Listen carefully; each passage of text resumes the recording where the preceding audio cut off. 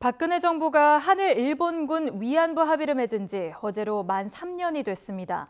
당시 설립한 화해치유재단을 공식 해산하는 등 상황을 되돌리려는 노력이 있었지만 남은 과제가 여전히 많습니다. 김우준 기자입니다. 지난 2015년 12월 28일 박근혜 정부는 일본과 10억 원의 보상을 골자로 한 한일 일본군 위안부 합의를 맺었습니다.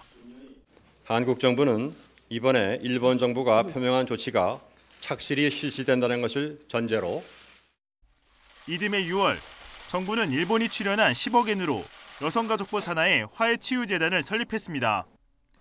시민단체들은 피해자를 고려하지 않은 정부 조치에 즉각 반대했고 학생들은 일본 대사관 앞에 농성장까지 만들었습니다. 평화의 소녀상 옆에 지어진 이곳 농성장은 대학생들이 365일 24시간 지키고 있습니다. 3년 가까운 투쟁 결과 정부는 지난달 화해치유재단 해산을 공식 선언했습니다. 하지만 학생들은 피해자를 배제한 한일 합의 자체를 정부가 직접 파기할 때까지 철야 농성을 계속할 예정입니다.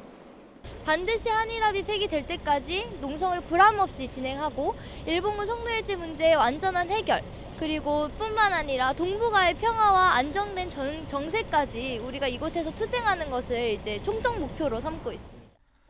위안부 문제 해결을 바라며 1,300여 회가 넘는 수요 집회를 이어온 정의기억연대도 한일합의 3주년을 맞아 거리로 나왔습니다. 이들은 일본군 성노예 피해자 문제만큼은 국익이 아닌 피해자 중심으로 접근해야 한다고 강조합니다. 화해치유재단 해산을 선언하겠다는 방침을 밝혔는데 그 절차가 이루어지지 않고 있습니다. 해산 절차 조속히 실행해야 되고요. 올해 예비비로 마련된 10억엔 반환해야 합니다. 일본의 사과도 받지 못하고 올 한 해에만 모두 8분의 할머니가 세상을 떠났습니다. 이제 남아있는 등록된 생존 위안부 피해자는 25명. 새해에도 이들이 원하는 건 일본의 진심 어린 사과와 대한민국 정부의 적극적인 해결 의지입니다.